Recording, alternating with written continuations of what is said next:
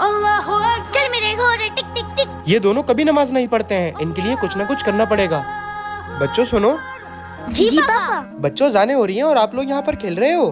बेटा नमाजें पढ़ा करो, अगर आप लोग नमाज पढ़ोगे तो अल्लाह पाक आपको रोज चॉकलेट देंगे। चॉकलेट? तो फिर हम अभी आते हैं पापा।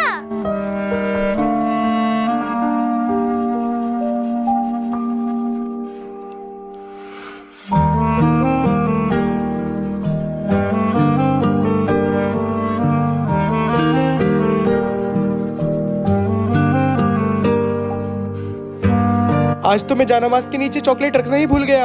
अगर इनको पता चल गया कि इनके पापा ने इनसे झूठ बोला था तो ये नमाज पढ़ना ही छोड़ देंगे। या अल्लाह, मैंने तो इनसे इसलिए झूठ बोला था ताकि ये दोनों नमाजी बन जाएं। अब सब कुछ तेरे ही हाथ में है, तू ही कुछ करिश्मा कर।